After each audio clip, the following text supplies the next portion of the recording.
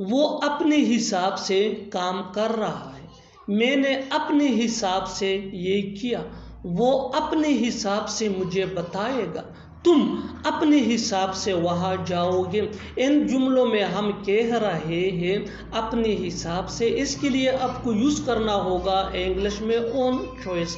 आइए complete structure देखते हैं। Sentence plus by plus possessive adjective यानी my, your, our, his, her, their plus own choice plus other words. Sentence ये situation के हिसाब से चेंज होता रहेगा। अच्छी तरह समझने के लिए कुछ मिसालें देखते हैं। वो अपने हिसाब से काम कर रहा है, यानी वो अपनी मर्जी से काम कर रहा है। He is working by his own choice. He is working by his own choice. He is working ये सिचुएशन के हिसाब से प्रेजेंट कंटिन्यूअस टेंस का सेंटेंस है, विच मीन वो काम कर रहा है। By his own choice mean अपने हिसाब से। हिज ये पोजेसिव एडजेक्टिव है। बिल्कुल फार्मूले को हमने स्टेप बाय स्टेप फॉलो किया। One more example for better understanding. मैंने अपने हिसाब से ये किया। I did it by my own choice. I did it by my own choice. I did it ये सिंपल पास्ट टेंस का सिचुएशन के हिसाब से सेंटेंस है, which मीन मैंने ये किया। by my own choice mean अपने हिसाब से। my ये पोजेसिव एडजेक्टिव है। One more example for better understanding. वो अपने हिसाब से मुझे बताएगा, यानी वो अपनी मर्जी से मुझे बताएगा। he will tell me by his own choice. He will tell me by his own choice. He will tell me ये सिचुएशन के हिसाब से सिंपल फ्यूचर टेंस का सेंटेंस है, विच मीन वो मुझे बताएगा। by his own choice mean अपने हिसाब से या अपनी मर्जी से। he will tell me he ये सब्जेक्ट प्रोनाउन है, विच मीन वो ये थर्ड पर्सन के लिए यूज होता है जो मेल को रिप्रेजेंट करता है। टेल ये V1 है, यानी first form of verb, which mean बताना। मी ये ऑब्जेक्ट प्रोनाउन है, विच मीन मुझे। विल ये सिंपल फ्यूचर टेंस का हेल्पिंग वर्ब है, जिसको हम ऑक्सिलरी वर्ब भी कहते हैं। Simple future tense is used to show an action that will happen in non time in future. Simple future tense ये ऐसे कामों को जाहिर करने के लिए यूज होता है जो आने वाले वक्त में होता है। Next example for better understanding. तुम अपने हिसाब से वहां जाओगे। You will go there by your own choice. You will go there by your own choice. You will go there ये सिचुएशन के हिसाब से सिंपल फ्यूचर टेंस का फिक्रा है, विच मीन तुम वहाँ जाओगे। by your own choice mean अपने हिसाब से। your ये पोजेसिव एडजेक्टिव है। यू ये सब्जेक्ट प्रोनाउन है, विच मीन तुम। गो ये V1 है, यानी वर्ब का फर्स्ट फॉर्म है, विच मीन जाना। देयर मीन वहाँ। One more example for better understanding. वो अपने हिसाब से आएगा। He will come by his own choice. He will come by his own choice. He will come ये सिंपल फ्यूचर टेंस का फिक्रा है, विच मीन वो आएगा। By his own choice mean अपने हिसाब से। ही ये सब्जेक्ट प्रोनाउन है जो सिंगुलर थर्ड पर्सन के लिए यूज होता है, विच मीन वो। कम ये V1 है, यानी first form of verb, which mean आना। One more example for better understanding. वो अपने हिसाब से पकाएगी। She will cook by her own choice. She will cook by her own choice. She ये भी सब्जेक्ट प्रोनाउन है जो सिंगुलर थर्ड पर्सन के लिए यूज होता है, जो फीमेल को रिप्रेजेंट करता है, यानी हम शी को मोवनस के लिए यूज करते हैं। One more example for better understanding. वो अपने हिसाब से चली गई। She went by her own choice. She went by her own choice. और आखिर में ये सेंटेंस आपके लिए कमेंट सेक्शन में इसका जवाब जरूर देना। हम अपने हिसाब से खेलेंगे। हम अपने हिसाब से खेलेंगे। Subscribe to English PS for more advance English sentence structure. Thanks ma'am. गुस्से में आकर उसने मुझे गाली दी। गुस्से में आकर वो चली गई। गुस्से में आकर उसने मुझे थप्पड़ मारा। गुस्से में आकर वो चिल्लाता है। इन जुमलों में हम कह रहे हैं गुस्से में आकर, इसके लिए आपको यूज़ करना होगा इंग्लिश में इन एंगर। आइए कंप्लीट स्ट्रक्चर देखते हैं। Sentence plus in anger. Sentence ये सिचुएशन के हिसाब से चेंज होता रहेगा और इन एंगर ये वही के वही रहेगा, विच मीन गुस्से में आकर। अच्छी तरह समझने के लिए कुछ मिसालें है देखते हैं। गुस्से में आकर उसने मुझे गाली दी। He abused me in anger. He abused me in anger. He abused me ये सिचुएशन के हिसाब से सेंटेंस है which mean उसने मुझे गाली दी in anger गुस्से में आकर। बिल्कुल स्ट्रक्चर को हमने फॉलो किया। Next example for better understanding. गुस्से में आकर वो चली गई। She went in anger. She went in anger. She went वो चली गई। ये सिचुएशन के हिसाब से सेंटेंस है। इन एंगर गुस्से में आकर। शी ये सब्जेक्ट प्रोनाउन है जो थर्ड पर्सन के लिए यूज होता है विच मीन वो और ये फीमेल को रिप्रेजेंट करता है, यानी हम शी को फीमेल के लिए यूज करते हैं। वेंट ये गो का सेकंड फॉर्म है विच मीन जाना। Next example for better understanding. गुस्से में आकर उसने मुझे थप्पड़ मारा। ही slapped me in anger. He slapped me in anger. One more example for better understanding. गुस्से में आकर वो चलाता है। He shouts in anger. He shouts in anger. Next example for better understanding. गुस्से में आकर मैंने उसे बोला। I spoke to him in anger. I spoke to him in anger. One more example for better understanding. गुस्से में आकर उसने कुर्सी तोड़ दी। He has broken the chair in anger. He has broken the chair in anger. One more example for better understanding. गुस्से में आकर वो मुझे मारता है। He beats me in anger. He beats me in anger. और आखिर में ये सेंटेंस आपके लिए कमेंट सेक्शन में इसका जवाब ज़रूर देना। गुस्से में आकर उसने क्या कहा। गुस्से में आकर उसने क्या कहा। Subscribe to English page for more advance English sentence structure. Thanks मानना। अगर ऐसी बात है तो वो नहीं जाएगा। अगर ऐसी बात है तो हम नहीं खेलेंगे। अगर ऐसी बात है तो मैं तुम्हें नहीं बुलाऊंगा। अगर ऐसी बात है तो मैं उसे नहीं बताऊंगा। इन जुमलों में हम कह रहे हैं अगर ऐसी बात है तो, इसके लिए आपको यूज करना होगा इंग्लिश में if that's the case then. That's ये दैट इसका शॉर्ट फॉर्म है यानी कंस्ट्रक्शन है। आइए कंप्लीट स्ट्रक्चर देखते हैं। If that's the case then plus sentence. Sentence ये सिचुएशन या टेंस के हिसाब से चेंज होता रहेगा।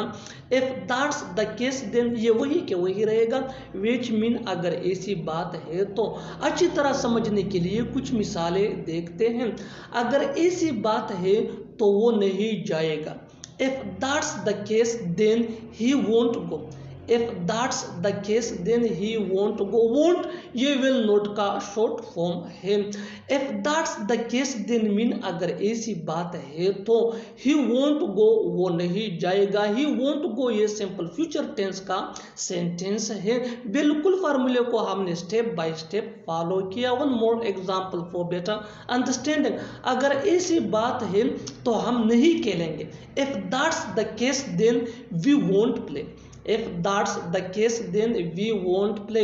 If that's the case then यह हमारा फार्मूला है which mean अगर ऐसी बात है तो we won't play ये सिचुएशन के हिसाब से सिंपल फ्यूचर टेंस का सेंटेंस है which mean हम नहीं खेलेंगे। won't ये will not का शॉर्ट फॉर्म है, कंस्ट्रक्शन है। One more example for better understanding. अगर ऐसी बात है तो मैं तुम्हें नहीं बुलाऊंगा। If that's the case then I will not invite you. If that's the case then I will not invite you. I will not invite you ये भी सिंपल फ्यूचर टेंस का सेंटेंस है which mean मैं तुम्हें नहीं बुलाऊंगा। I ये subject pronoun है which mean मैं। will ये सिंपल फ्यूचर टेंस का हेल्पिंग वर्ब है और invite ये V1 है यानी first form of verb which mean बुलाना। you ये यहाँ ऑब्जेक्ट प्रोनाउन है which mean तुम्हें। Next example for better understanding. अगर ऐसी बात है तो मैं उसे नहीं बताऊंगा। If that's the case then I will not tell him. If that's the case then I will not tell him. I will not tell him ये सिचुएशन के हिसाब से सिंपल फ्यूचर टेंस का सेंटेंस है which mean मैं उसे नहीं बताऊंगा। tell ये V1 है यानी first form of verb which mean बताना। him ये ऑब्जेक्ट प्रोनाउन है which mean उसे। Next example for better understanding, अगर ऐसी बात है तो वो नहीं बोलेगा। If that's the case then he won't speak. If that's the case, then he won't speak. One more example for better understanding. अगर ऐसी बात है तो यहाँ मत आओ। If that's the case, then don't come here. If that's the case, then don't come here. और आखिर में ये सेंटेंस आपके लिए कमेंट सेक्शन में इसका जवाब ज़रूर देना। अगर ऐसी बात है तो उससे मिलो। अगर ऐसी बात है तो उससे मिलो। Subscribe to English PS for more advance English sentence structure. Thanks man. मैंने तुमसे बात करके गलती कर दी। उसने तुम्हें बता कर गलती कर दी। उसने हाँ करके गलती कर दी। वहाँ जाकर मैंने गलती कर दी। गलती कर देना, इसके लिए आपको यूज करना होगा इंग्लिश में स्क्रूड अप टू। आइए कंप्लीट स्ट्रक्चर देखते हैं। सब्जेक्ट प्लस हेल्पिंग वर्ब, जिसको ऑक्सिलरी वर्ब भी कहा जाता है, ये टेंस या सब्जेक्ट के मुताबिक होता है, प्लस स्क्रूड अप टू, ये हमारा स्ट्रक्चर है, विच मीन गलती कर देना, प्लस V1 यानी first form of verb, plus other words. अच्छी तरह समझने के लिए कुछ मिसालें देखते हैं। मैंने तुमसे बात करके गलती कर दी। I screwed up to talk to you. I screwed up to talk to you. आइए ये सब्जेक्ट प्रोनाउन है, विच मीन में स्क्रूड अप टू ये हमारा स्ट्रक्चर है, विच मीन गलती कर देना। टॉक ये V1 है यानी first form of verb, which mean बात करना। बिल्कुल फार्मूले को हमने स्टेप बाय स्टेप फॉलो किया। Next example for better understanding, उसने तुम्हें बताकर गलती की। He screwed up to tell you.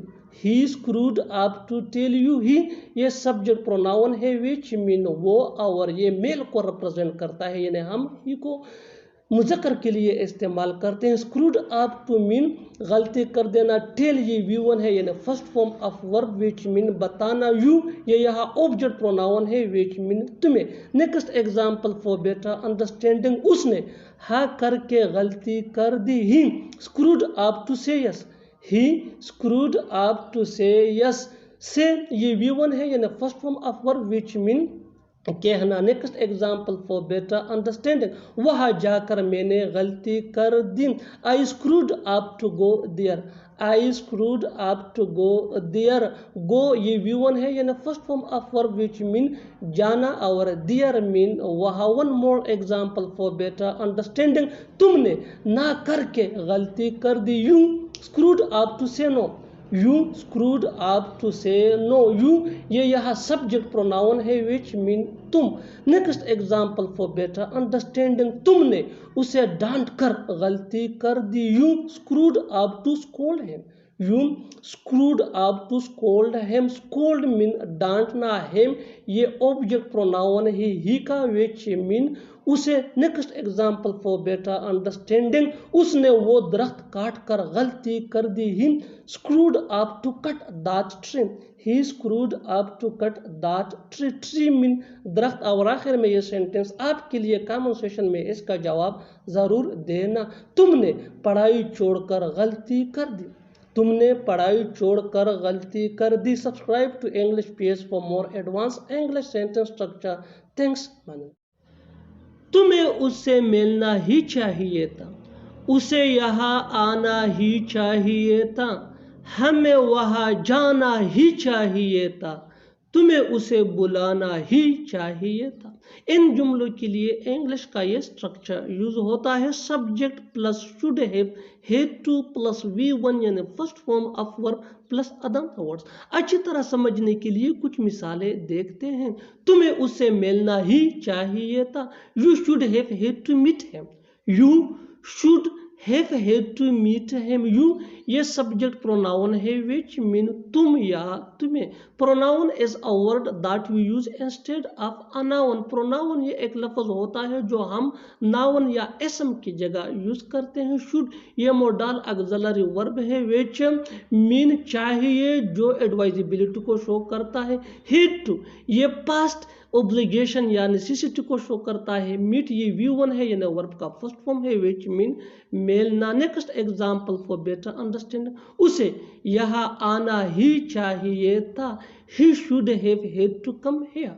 he should have had to come here. he ये भी सब्जेक्ट प्रोनाउन है जो थर्ड पर्सन के लिए यूज होता है, which mean वो, और ये मेल को रिप्रेजेंट करता है।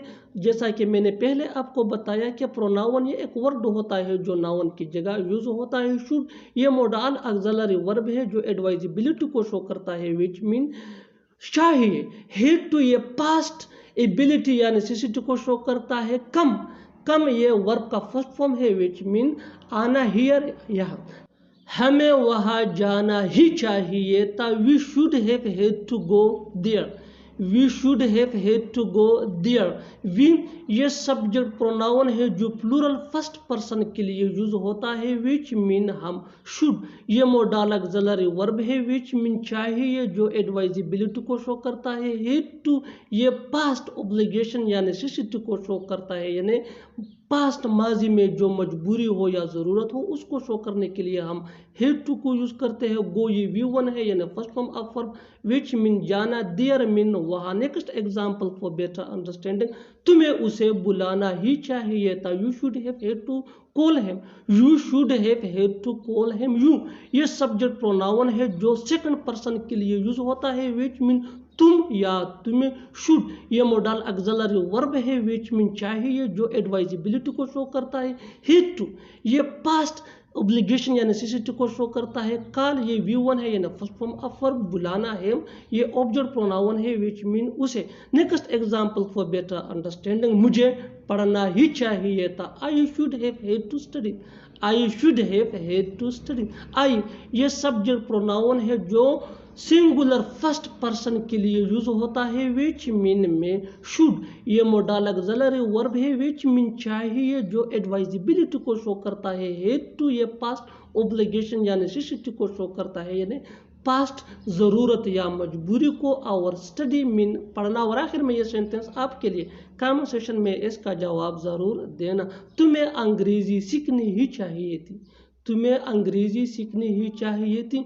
Subscribe to English PS for more advance English sentence structure. Thanks man. बड़ी अफसोस की बात है कि मैं उससे न मिल सका, बड़ी अफसोस की बात है कि तुम वहाँ नहीं पहुँच सके, बड़ी अफसोस की बात है कि वो जिंदा नहीं है, बड़ी अफसोस की बात है कि वो ठीक नहीं है। इन जुमलों में हम कह रहे हैं बड़ी अफसोस की बात है, इसके लिए आपको यूज करना होगा इंग्लिश में इट्स अ पिटी दैट। आइए कंप्लीट स्ट्रक्चर देखते हैं। It's a pity that plus sentence, sentence ये सिचुएशन के हिसाब से चेंज होता रहेगा। इट्स अ पिटी दैट ये वही के वही रहेगा, विच मीन बड़ी अफसोस की बात है कि इट्स ये इट इज का शॉर्ट फॉर्म है। अच्छी तरह समझने के लिए कुछ मिसालें देखते हैं। बड़ी अफसोस की बात है कि मैं उससे न मिल सका। It's a pity that I couldn't meet him, it's a pity that I couldn't meet him. It's a pity that mean बड़ी अफसोस की बात है कि I couldn't meet him mean मैं उससे न मिल सका। कुडंट ये कुड नॉट का शॉर्ट फॉर्म है। मीट ये V1 है, यानी वर्ब का फर्स्ट फॉर्म है, विच मीन मिलना। आई ये सब्जेक्ट प्रोनाउन है, विच मीन में।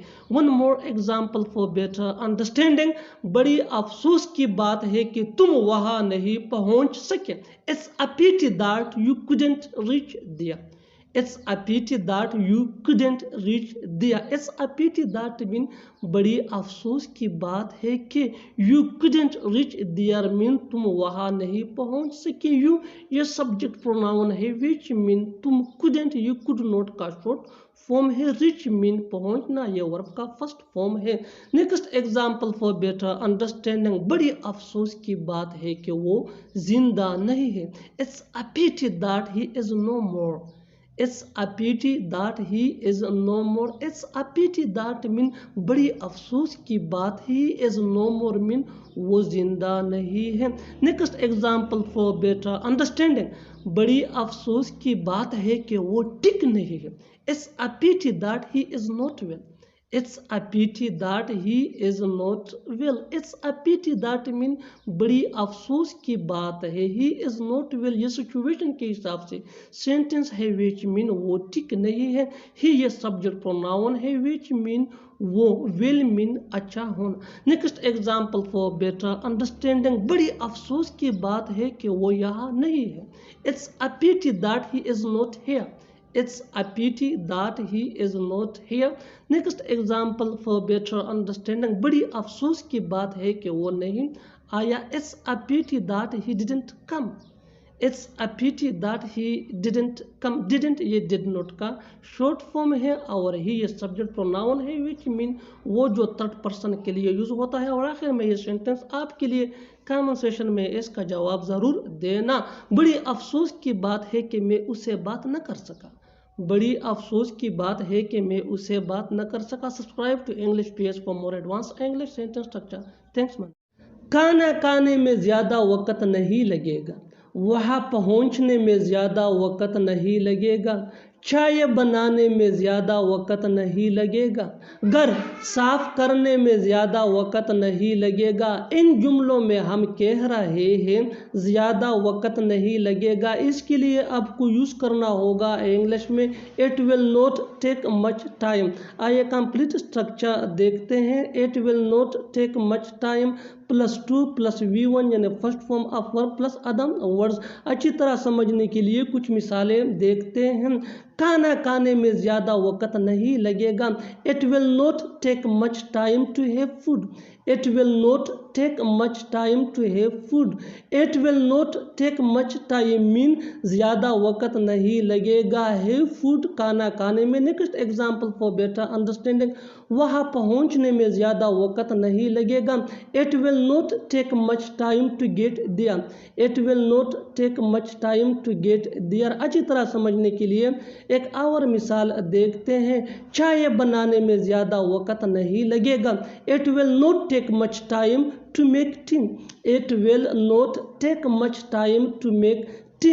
Next example for better understanding घर साफ करने में ज़्यादा वक्त नहीं लगेगा. It will not take much time to clean the house. It will not take much time to clean the house. Clean mean साफ करना ये V1 है. House mean घर. Next example for better understanding किताब खरीदने में ज़्यादा वक्त नहीं लगेगा. It will not take much time to buy a book. It will not take much time to buy a book. Buy mean खरीदना ये V1 है यानी first form of verb. Next example for better understanding अच्छी तरह समझने के लिए एक और मिसाल देखते हैं. उससे मिलने में ज़्यादा वक्त नहीं लगेगा. It will not take much time to meet him. It will not take much time to meet him. और आखिर में ये सेंटेंस आपके लिए कमेंट सेक्शन में इसका जवाब ज़रूर देना. खाना पकाने में ज़्यादा वक्त नहीं लगेगा. खाना पकाने में ज़्यादा वक्त नहीं लगेगा. Subscribe to English PS for more advance English sentence structure. Thanks मानना. वो अपनी मर्जी का मालिक है. मैं अपनी मर्जी का मालिक हूँ. वो किसी की नहीं सुनती. वो अपनी मर्जी की मालिक है. मेरा भाई अपनी मर्जी का मालिक है. इन जुमलों में हम कह रहे हैं अपनी मर्जी का मालिक होना. इसके लिए आपको यूज़ करना होगा इंग्लिश में the master of one's own will. आइए कंप्लीट स्ट्रक्चर देखते हैं. सब्जेक्ट प्लस हेल्पिंग वर्ब जिसको ऑक्सिलरी वर्ब भी कहा जाता है. ये टेंस या सब्जेक्ट के मुताबिक होता है. Plus the master of one's own will. One's की जगह हमें पॉजिटिव एडजेक्टिव यानी my, your, our, his, her या देयर यूज करना होगा प्लस अदर वर्ड्स. अच्छी तरह समझने के लिए कुछ मिसालें देखते हैं. वो अपनी मर्जी का मालिक है. He is the master of his own will. He is the master of his own will. मैं अपनी मर्जी का मालिक हूँ. I am the master of my own will. I am the master of my own will. My ये positive adjective है यहाँ. Next example for better understanding वो किसी की नहीं सुनती. वो अपनी मर्जी की मालिक है. She doesn't listen to anyone. She is the master of her own will. She doesn't listen to anyone. She is the master of her own will. Next example for better understanding. मेरा भाई अपनी मर्जी का मालिक है. My brother is the master of his own will. My brother is the master of his own will. Next example for better understanding. क्या तुम अपनी मर्जी के मालिक हो? Are you the master of your own will? Are you the master of your own will? One more example for better understanding. अच्छी तरह समझने के लिए एक और मिसाल देखते हैं. वो अपनी मर्जी का मालिक था. He was the master of his own will. He was the master of his own will. और आखिर में ये सेंटेंस आपके लिए कमेंट सेक्शन में इसका जवाब ज़रूर देना. तुम अपनी मर्जी के मालिक नहीं हो. तुम अपनी मर्जी के मालिक नहीं हो. Subscribe to English PS for more advance English sentence structure. Thanks. कहने का मतलब है कि आज सिर्फ तुम काम करोगे. कहने का मतलब है आप काम खत्म करके घर जा सकते हैं. कहने का मतलब है मैं आपसे कुछ नहीं छुपाता हूँ. कहने का मतलब है वो नहीं आया था. इन जुमलों में हम कह रहे हैं कहने का मतलब है. इसके लिए आपको यूज करना होगा इंग्लिश में that's to say. that's to say mean कहने का मतलब है. आइए कंप्लीट स्ट्रक्चर देखते हैं. that's to say plus sentence. Sentence ये सिचुएशन के हिसाब से होगा और that's to say ये वही के वही रहेगा. which मीन कहने का मतलब है. that's ये that इसका शॉर्ट फॉर्म है, कंस्ट्रक्शन है. अच्छी तरह समझने के लिए कुछ मिसालें देखते हैं. कहने का मतलब है कि आज सिर्फ तुम काम करोगे. That's to say only you will work today. That's to say only you will work today. That's to say mean कहने का मतलब है. only mean सिर्फ, you mean तुम, work काम करना, टुडे आज. दैट्स ये दैट इसका शॉर्ट फॉर्म है. Next example for better understanding. कहने का मतलब है आप काम खत्म करके घर जा सकते हैं. That's to say you can go home after completing work. That's to say you can go home after completing work. That's to say mean कहने का मतलब है यू, ये सब्जेक्ट प्रोनाउन है विच मीन तुम. कैन ये मोडल ऑक्सिलरी वर्ब है जो प्रेजेंट एबिलिटी या पॉसिबिलिटी को शो करता है. गो ये V1 है यानी first form of verb which mean जाना. होम मीन घर. Next example for better understanding. अच्छी तरह समझने के लिए एक और मिसाल देखते हैं.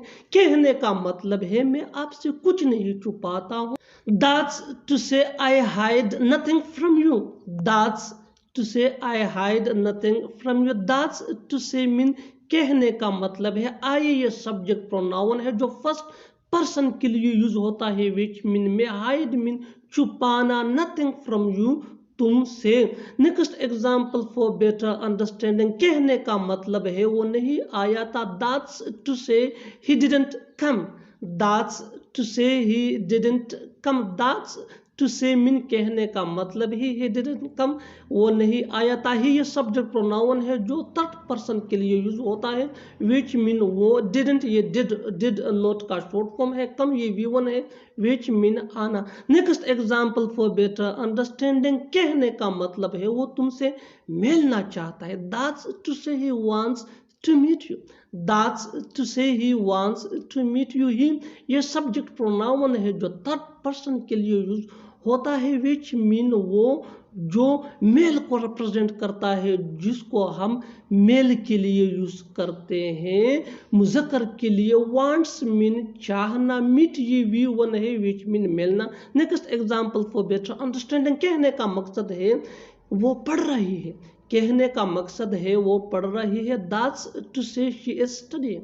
That's to say she is studying. She ये भी सब्जेक्ट प्रोनाउन है और ये भी थर्ड पर्सन के लिए यूज होता है विच मीन वो, लेकिन ये फीमेल को रिप्रेजेंट करता है. और आखिर में ये सेंटेंस आपके लिए कमेंट सेक्शन में इसका जवाब जरूर देना. कहने का मतलब है आप कौन हो. कहने का मतलब है आप कौन हो. Subscribe to English PS for more advance English sentence structure. Thanks. अगर मेरा बस चलता तो मैं आपकी मदद करता. अगर मेरा बस चलता तो मैं उससे शादी करता. अगर मेरा बस चलता तो मैं अभी तुम्हारे पास आ जाता. इस लेसन के अंदर आप सीखने वाले हैं कि कैसे ऐसे जुमले जो स्क्रीन पे नज़र आ रहे हैं बोले जाते हैं अंग्रेजी ज़ुबान में। अगर देखा जाए तो ऐसे जुमले हम अपने डे टू डे लाइफ यानी रोज़मर्रा ज़िंदगी में ज़रूर बोलते या सुनते हैं। इन जुमलों में हम कह रहे हैं अगर मेरा बस चलता या अगर मेरे बस में होता।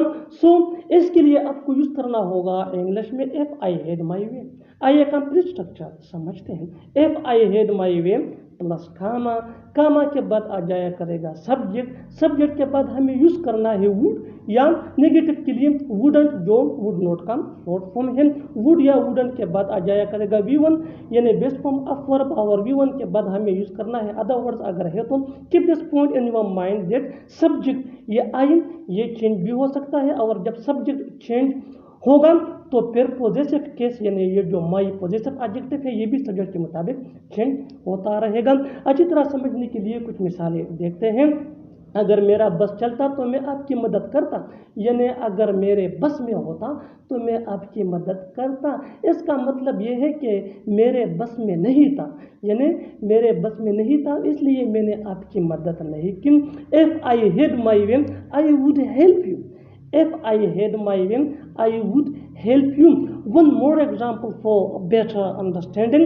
अगर मेरा बस चलता तो मैं उससे शादी करता, यानी अगर मेरा बस होता या मेरे बस में होता तो मैं उससे शादी करता। सो इसका भी यही मतलब निकलता है कि मेरे बस में नहीं था इसलिए मैंने आपके या उसके साथ शादी नहीं की। ये पास्ट इमेजिनरी सेंटेंस है। सो if I had my way, I would get married to him. If I had my way, I would get married to him. One more example for better understanding.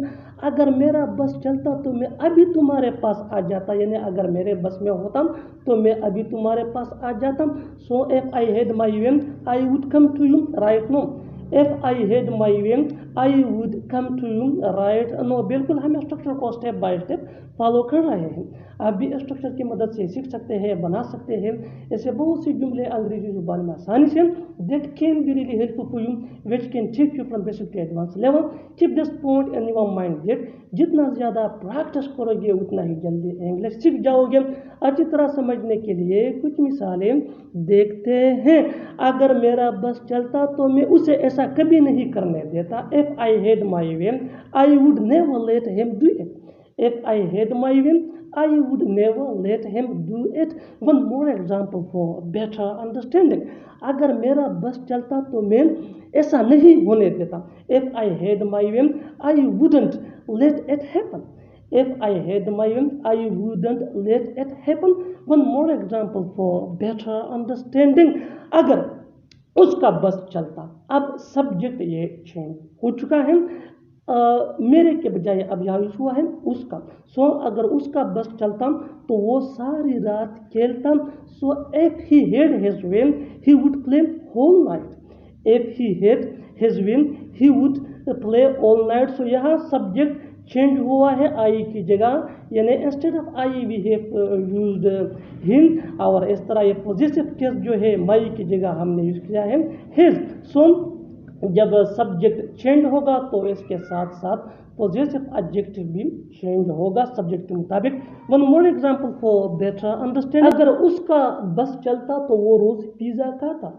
अगर उसका बस चलता तो वो रोज pizza खाता। If he had his way he would eat pizza daily. One more example for better understanding. अगर उसका बस चलता तो वो पूरा दिन काम न करता। If he had his way he wouldn't work whole day. If he had his way, he wouldn't work whole day. One more example for better understanding.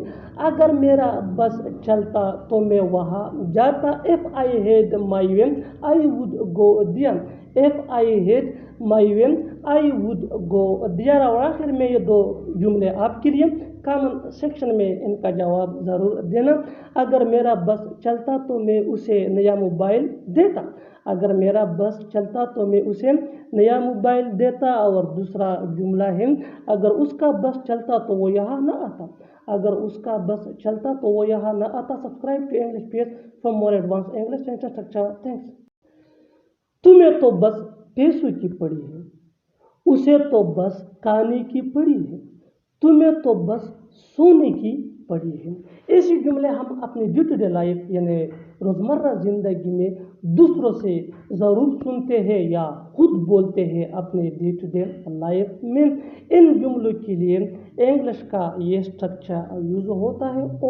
All के बाद आ जाया करेगा सब्जेक्ट के बाद हमें यूज़ करना है क्या ये मेन वर्ब है और ये सब्जेक्ट या टेंस के मुताबिक चेंज हो भी सकता है। इसके बाद हमें यूज़ करना है अबाउट एज, और अबाउट एज के बाद आ जाया करेगा नाउन या वर्ब प्लस आईएनजी। इस स्ट्रक्चर को अच्छी तरह समझने के लिए कुछ मिसालें देखते हैं। तुम्हें तो बस पैसों की पड़ी है, यानी तुम्हें तो बस पैसों की पड़ी रहती है, हर वक्त पैसों के पीछे पड़े रहते हो। All you care about is money, all you care about is money, money ये नाउन है। One more example for better understanding, उसे तो बस खाने की पड़ी है। All he cares about is food, all he cares about is food. Next example for better understanding, तुम्हें तो बस सोने की पड़ी है, यानी तुम्हें तो बस सोने की पड़ी है, हर वक्त सोने के पीछे पड़ी रहती हूँ। All you care about is sleeping, all you care about is sleeping, sleeping ये वर्ब प्लस आईएनजी है जिसको जर्न या वर्बल नाउन भी कहा जाता है। One more example for better understanding, उसे तो बस तुमसे मिलने की पड़ी है। All she cares about is meeting, वो खूबसूरत लग रही है, वो जल्दी में लग रहा है, मैं कैसा लग रहा हूँ। आज के इस लेसन के अंदर आप सीखने वाले हैं कि कैसे ऐसे फकरे जो स्क्रीन पे नज़र आ रहे हैं बोले जाते हैं अंग्रेजी ज़ुबान में। अगर देखा जाए तो ऐसे फकरे हम अपने डे टू डे लाइफ में रोज़मर्रा ज़िंदगी में ज़रूर बोलते या सुनते हैं। इन जुमलों के लिए इंग्लिश का ये स्ट्रक्चर यूज़ होता है। सब्जेक्ट के बाद आ जाया करेगा सीम या सीम्स, प्लूरल सब्जेक्ट यानी आई वी दे या प्लूरल नेम के साथ सिम, और सिंगुलर सब्जेक्ट यानी ही शी इट या सिंगुलर नेम के साथ सिम्स आ जाया करेगा। सिम या सिम्स के बाद हमें यूज़ करना है टू बी, और टू बी के बाद हमें लगाना है कंप्लीमेंट। इस स्ट्रक्चर को अच्छी तरह समझने के लिए कुछ मिसालें देखते हैं। वो खूबसूरत लग रही है, यानी वो खूबसूरत लगती है। अगर बेसिक इंग्लिश में कहना हो तो फिर हमें यूज़ करना होगा शी लुक्स ब्यूटीफुल, ये बेसिक इंग्लिश है।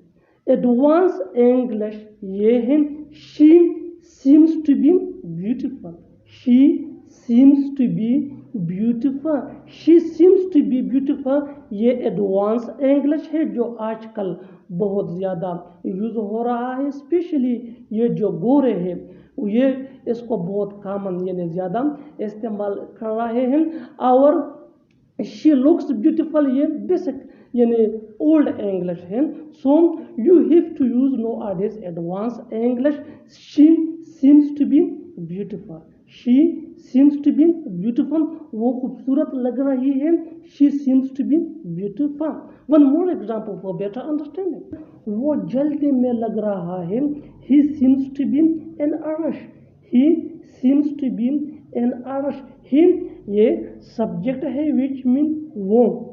Next example for better understanding, मैं कैसा लग रहा हूँ। अब ये इंटरोगेटिव यानी क्वेश्चन सेंटेंस है तो हम इसको इंग्लिश में इस तरह से बोलेंगे, how do I seem to be, how do I seem to be. बिल्कुल हम स्ट्रक्चर को स्टेप बाय स्टेप फॉलो कर रहे हैं। आप भी स्ट्रक्चर की मदद से सीख सकते हैं, बना सकते हैं ऐसे बहुत से जुमले अंग्रेजी जुबान में आसानी से। That can be really helpful for you which can take you from basic to advance level. Keep this point in your mind that जितना ज़्यादा प्रैक्टिस करोगे उतना ही जल्दी इंग्लिश सीख जाओगे। अच्छी तरह समझने के लिए कुछ मिसालें देखते हैं। वो मेरी कारकर्दगी से मुतमईन लग रही है, she seems to be satisfied with my performance, she seems to be satisfied with my performance. One more example for better understanding, वो पागल लग रहा है, वो पागल लग रहा है, he seems to be mad, he seems to be mad. Next example for better understanding, तुम अच्छी लग रही हो, तुम अच्छी लग रही हो। You seem to be good, you seem to B